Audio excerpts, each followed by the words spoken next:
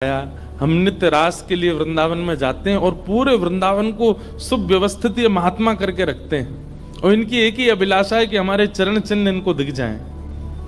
तो एक दिन किशोरी जी ने उनको अपने चरण चिन्ह का दर्शन कराया। वो चरण चिन्ह देख करके उनके मन में विश्वास हो गया कि हे श्यामा जो चरण चिन्ह है इसका मतलब चरण भी है और चरण है तो मतलब आप भी हो।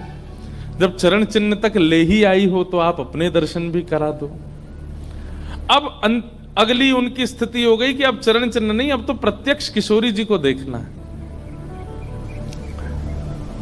लेकिन हमारे ब्रज की एक परंपरा है कि जब तक किशोरी जी की सखियां अनुमति नहीं देंगी ना तब तक किशोरी जी के दर्शन नहीं हो सकते। इसलिए ललिता जी को मनाओ, विशाखा जी को मनाओ, यमुना जी को मनाओ, गोपेश्वर महादेव को मनाओ। सखियां जब रीझ जाएंगी तब किशोरी जी से मिलना होगा। वृंदावन रस अलग है। अभी हम 15 तारीख से जो कथा करने वाले हैं वो वृंदावन रस के ही ऊपर है। 15 से लेकर के 18 अप्रैल तक गांधी धाम कच्छ गुजरात में जहां पर वृंदावन रसामृत पद लिखा गया, वहां उस कथा को आप लाइव सुनना। उसमें वृंदावन रस की ज्यादा चर्चा करेंगे। तो जब तक ललिता विशाखा आदि सखियां अनुमति नहीं देती तब तक किशोरी जी के दर्शन नहीं होते। लेकिन किशोरी जी तो चाहती हैं कि उनको दर्शन दें। तो एक दिन किशोरी जी ने रास करते करते अपना नूपुर वहीं छोड़ दिया और नूपुर छोड़ करके किशोरी जी निकुंज में चली गई। आप सुबह सुबह जब सोहनी करने आए तो आपको वो नूपुर मिला और नूपुर देख करके वो आनंदित हो गए। इतना सुंदर नूपुर, ऐसी सुंदर उसकी कलाकृति, इतना हल्का उसका वजन, इतना सुंदर उसका स्वरूप।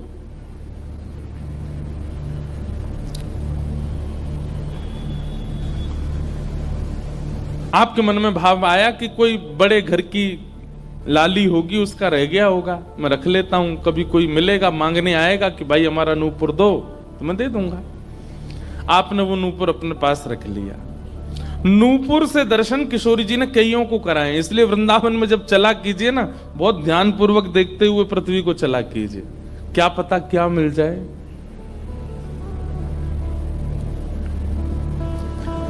सूरदास जी को भी नूपुर से ही दर्शन हुए किशोरी जी के, और आज इन महापुरुष को भी हो रहे हैं। मुझे नाम स्मृति में नहीं आ रहा है, शायद संभवतः श्याम चरण दास जी नाम था। तो नूपुर को अपने पास रख लिया। किशोरी जी का नियम है कि जब रास में जाती हैं तो सब सखियां उनका श्रृंगार करती हैं और एक एक श्रृंगार जो उन्होंने धारण किया है वो लिख लेती हैं। कानन में कुंडल पहने हैं, गले में ये हार पहना है, उसके ऊपर मोतिन की माला पहनी है, फिर गुंजा माला पहनी है, फिर नवलखा के हार पहने हैं, हाथन में इतने कड़ूला पहने हैं, पैरन में पाजे। क्यों? बोले रास में श्याम सुंदर आते हैं, पता ना काचोरी करके भाग जाएं। अगर एक कम रह जाए तो फिर ठाकुर जी की शामत कहाँ है, हमारी श्री जी का श्रृंगार बताओ। इसलिए सब सखियां जो हैं किशोरी जी के सिर से लेकर नख तक एक एक श्रृंगार को लिख लेती हैं पहले, रास में भेजने से पहले। और फिर रास में आने के बाद, रास से आने के बाद फिर सब सखियां एक एक श्रृंगार एक बोलेगी, हाँ भाई कानन में ये कुंडल हैं, सिर पर ऐसा सुंदर वो है, गले में ऐसी माला है, हाथन में कड़ूला, पामन में ये 2 पाजेब हैं, सब गिनती करो। और एक एक करके उतारती जाती सखियां। आज किशोरी जी के चरणों का एक नूपुर नहीं है। शाखा आदि बोली, हे श्यामाजू आपका एक नूपुर कहां गया? बोले अरे मो तो पतो ना है, सके नृत्य करते करते रह गए हो वृंदावन में। ललिता विशाखा बोली, स्वर्ग के इंद्र के हाथी के दांतों से बना हुआ नूपुर है वो, सामान्य नूपुर नहीं है।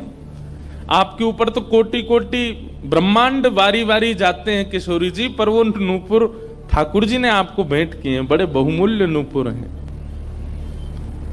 अब किशोरी जी बोली, मोए ना पता कहां रह गए होगो कहीं पे। किशोरी जी तो मन बना चुकी है ना, दर्शन देना है उनको। तो ललिता विशाखा ने विचार किया कि हम ही जाती हैं, ढूंढ के आती हैं निकुंज में कहां है वृंदावन में। बोले अपने रूप में तो नहीं जाएंगी, तो एक वृद्धा का रूप धारण किया, एक वृद्ध मैया का रूप धारण करके ललिता विशाखा गई और वृंदावन में ढूंढने लगी नूपुर कहां है। तभी ढूंढते ढूंढते वो महाराज जी सोहनी कर रहे थे, उनके सामने पहुंची। अरे बाबा, हमारी लाली आई सवेरे सवेरे यहाँ पे और बाके पाम को एक नूपुर रह गयो, तेने देखो। बाबा बोले तुम कौन हो रही? बोले हम पास के गांव की रहवारी, हमारी बहू है वो और या की लाली है वो, जाको नूपुर रह गयो है। तो बाबा बोले मैं कैसे पहचान जाऊं कि तुम्हारी ही लाली का नूपुर है? भाई मनचले लोग हैं, बहुमूल्य वस्तु किसी पे देखते हैं तो सब अपना अपना बताते हैं। रोड में अगर 100 रुपया गिर जाए और 50 लोग वहां से निकल रहे हों कि कोई पूछे भैया 100 रुपया किसका, सब अपनी जेब चेक करते, भले ही कुछ लेके नहीं थे, भले ही जेब में कुछ नहीं था फिर भी देखते हैं, लग तो मेरा ही रहा थे, मेरे जेब में 100 रुपए तो थे। सब अपना बताते हैं बहुमूल्य वस्तु को। तो मैं कैसे मानूं कि तुम्हारा नूपुर है? अरे बाबा हम कह रहे हैं तुम थे। बोले कहवे को अभी मैंने तो नूपुर, मैं तो असमंजस में पड़ जाऊंगा कि मैंने गलत आदमी दे दियो। बाबा फिर कैसे माने को? बोले एक नूपुर मेरे पास है, एक नूपुर तुम्हारी बहू ने ही पहन रखो होगो, वाकू ले आओ और यहां लाकर के मुझे पहले नूपुर की पहचान करा तो मैं दूसरा दे दूंगा। ललिता विशाखा बोली बड़ो चतुर बाबा है, श्री जी को बुला रहा है। अरे बाबा तो शर्म ना आवे, ऐसी घर की बहू बेटी ने हम तेरे पास लेके आवेंगे? बाबा बोले तो फिर चले जाओ, तुम पे भैया खूब धन धान्य, दूसरा नूपुर बनवा लियो, जे मुंह पे ही रहने दो। ललिता विशाखा बड़ी चिंता में लौट करके आई तो किशोरी जी बोली क्या बात है, आप इतनी चिंतित क्यों? बोले एक बाबा है, बाने आपको नूपुर धल लियो, यूं कह रहा है कि पहले जिनके पास एक नूपुर है उनको लेके आओ तब दूसरा दूंगा।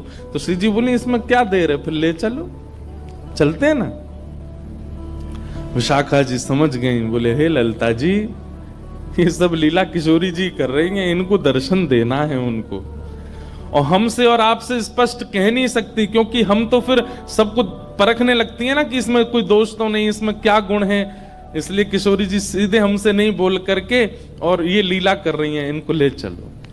और किशोरी जी आई वृंदावन और महात्मा बैठे सोहनी कर रहे थे और सामने से जैसे ही किशोरी जी को आते हुए देखा, बाबा ले हमारी बहू आ गई, अब नूपुर दे दे, देख यहाँ को नूपुर भी वैसा ही है। बाबा बोले मेरी आंख की कमजोर है ने, दूर से दिखना रही, पास लाके हाथ से स्पर्श कराओ। ललिता विशाखा बोली बाबा तो शर्म ना आ रही अपनी बहू को स्पर्श कराना? तो बोले चरण स्पर्श करावे में कहा देर, ले आओ। किशोरी जी समीप गई, जैसी चरण स्पर्श किए अपने हाथों से नूपुर पहना करके लिपट गए चरणों से। हे किशोरी जी, हे श्यामाजू, अब कृपा करो, मैं जानू ना तो ये दोनों कोई बूढ़ी मैया हैं और ना आप इनकी बहू, आप साक्षात किशोरी और ये ललिता विशाखा हैं, अब मुंह पे कृपा करो। तो किशोरी जी ने उसी नूपुर से उन महात्मा के सिर पर एक चिन्ह बना दिया, अपने नूपुर का ही चिन्ह बना दिया और कहा बाबा अब जीवन भर ये छाप आपके मस्तक पर ही रहेगी, मेरे नूपुर की छाप। उन महात्मा के मस्तिष्क पर जैसे हमारे तिलक दिखता है, ऐसे प्रत्यक्ष नूपुर की छाप प्रत्यक्ष सबको दिखने लगी। अब ये तो थी उनके ऊपर कृपा, लेकिन इससे क्या हुआ कि वे महात्मा लौट करके जब अपने आश्रम आए तो उनके गुरुजी ने जब उनके माथे पर देखा तो वो बोले हे तुमने अपने गुरु के द्वारा दिया हुआ चिन्ह बदल दिया, हमने जो तुमको तिलक दिया तुम वो क्यों नहीं लगाते, ये क्या लगाए घूम रहे हो? तो हाथ जोड़ के निवेदन किया गुरुजी ये कोई तिलक नहीं है, ये कोई चिन्ह नहीं है, ये तो मेरी किशोरी जी ने कृपा करके अपने नूपुर का चिन्ह मुझे दे दिया है। तो गुरुदेव बोले हाँ तू बहुत बड़ा भक्त है ना, किशोरी जी आकर के तुझको चिन्ह देंगी। कोई माने नहीं, सब बोले जाओ इसको मिटा के आओ और जो मैंने तुमको चिन्ह दिया है वो लगाओ। अब पहले तो उनके हाथ कांपे कि मैं इसको कैसे मिटाऊं, लेकिन गुरु आज्ञा से ऊपर कोई नहीं। देखो ये गुरु निष्ठा होती है। किशोरी जी ने भले ही चिन्ह दिया लेकिन गुरु आज्ञा है तो ठीक है। गए यमुना जल से सुबह से शाम हो गई मिटाते मिटाते, लेकिन वो चिन्ह मिटा नहीं उनसे। शाम को लौट करके आश्रम आए तो गुरुजी बोले मैंने तुझे सुबह टोका था ना ये चिन्ह मिटा के आ। और तू अभी भी नहीं मिटा रहा। बोले गुरुजी मैंने प्रयास तो बहुत कर लिया लेकिन ये मिट नहीं रहा है। तब भी उनके गुरुजी माने नहीं। अब तो महाराज ये होने लगा कि गुरुजी को इतना क्रोध आ गया कि ये इतना हट कर रहा है कि हमारे द्वारा दिया गया तिलक चिन्ह उसको अस्वीकार करके और ये मनमुखा चिन्ह लगाए घूम रहा है माथे पर। गुरुजी ने सब अपने परिकर के लोगों को बैठा करके पंचायत करी आश्रम में। बोले इसको निकालो। जब हम में श्रद्धा नहीं, हमारे स्वरूप में श्रद्धा नहीं, हमारे तिलक में श्रद्धा नहीं, तो क्यों रहता है यहाँ पे? वो रोते रोते बोले गुरुजी मैं सत्य बोल रहा हूं, ये किशोरी जी ने चिन्ह दिया है और मैं खूब प्रयास कर रहा हूं। नहीं तो आप प्रयास कर लीजिए, ये मिट नहीं रहा है। अच्छा, अब हमसे चाहता है कि हम तेरे माथे को छू करके मिटाएं? नहीं माने। तब उन्होंने नेत्र बंद करके किशोरी जी का स्मरण किया। हे श्यामाजू, मैं किसी को प्रमाणित ये नहीं करवाना चाहता कि आप मुझे मिली हो, पर मेरे गुरु के चित्त में मेरे प्रति अविश्वास आ रहा है, इसके लिए कोई आप लीला करो। तो भगवान के सखा श्री सुबल जी की ये आराधना करते थे। ये जो महापुरुष थे, ये ठाकुर जी के सखा सुबल का चिंतन करते थे कि कभी मैं ठाकुर जी से मिलने का मन हो तो सुबल, जैसे भगवान के सखा है ना, तनसुका, मनसुका, धनसुका, मधुमंगल, श्रीदामा, सुबल, तो ये सुबल का चिंतन करते थे कि सुबल कभी कृपा करेंगे तो मुझे ठाकुर जी से मिला देंगे। ऐसे सखियों का चिंतन करते हैं किशोरी जी के दर्शन करने वाले, और सखाओं का चिंतन करते हैं ठाकुर जी का दर्शन करने वाले। तो ये सुबल का चिंतन करते थे। तो किशोरी जी ने सुबल को बुलाया।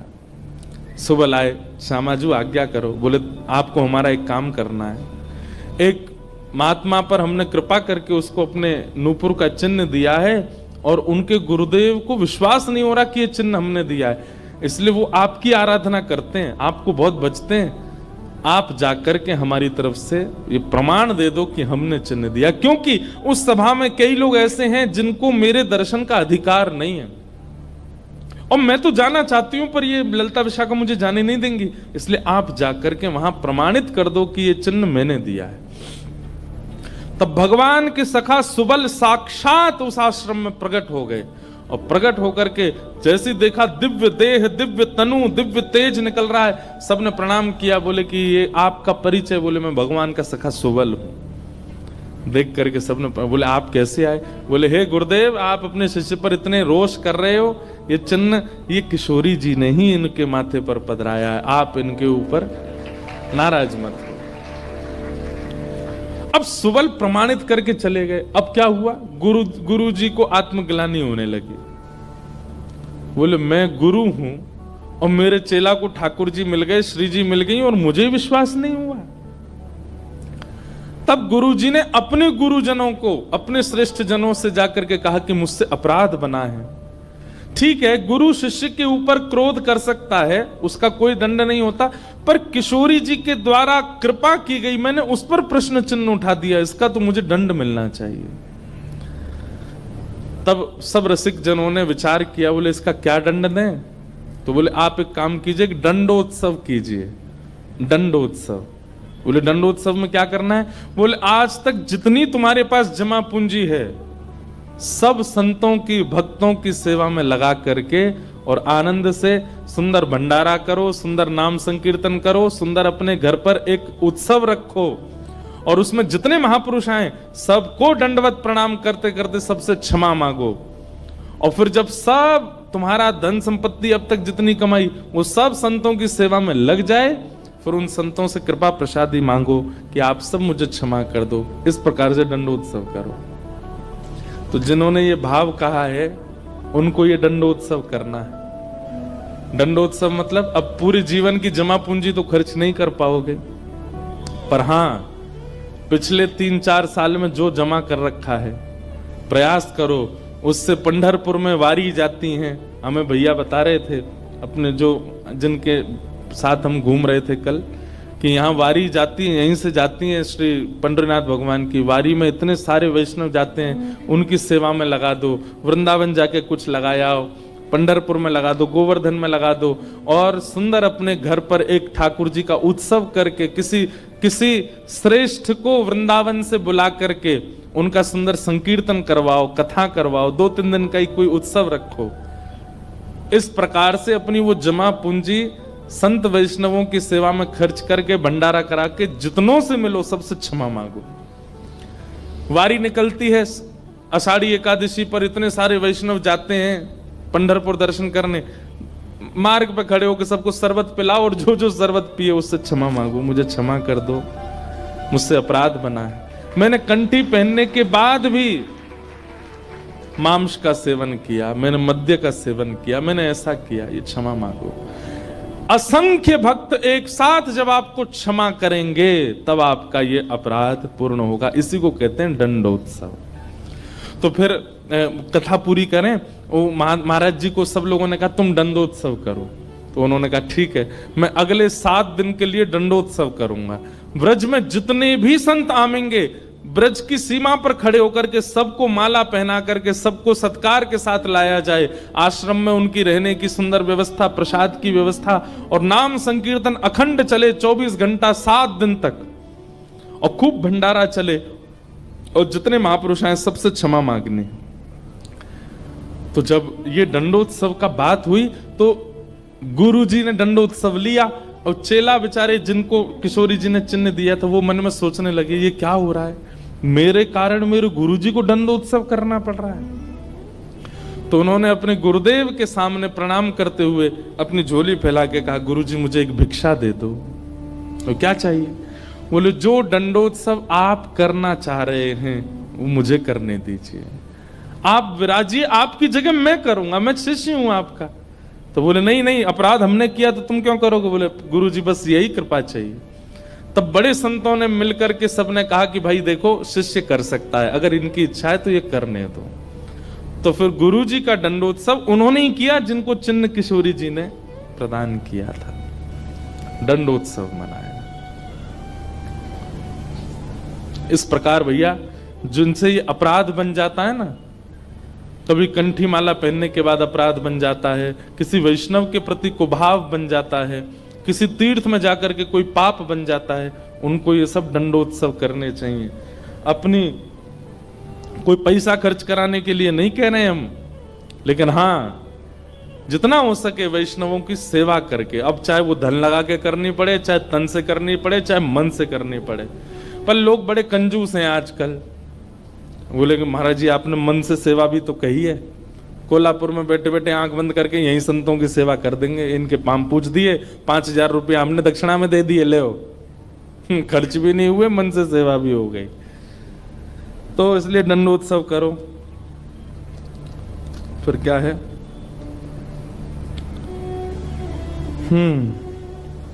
और अगर किसी दिन ठाकुर जी रीच जाएं और दर्शन मिल जाए तो उसके बाद जीवन में क्या? किसी का भाव है कि आप कहते हैं महाराज जी कि ठाकुर जी से कुछ मत मांगो, पर अगर ठाकुर जी से कुछ मांगना है तो ठाकुर जी को मांगो। ठाकुर जी अगर मिल गए तो फिर उसके बाद क्या? ये तो भाई जब मिल जाएंगे तब मैं पूछूंगा आपसे, उसके बाद क्या?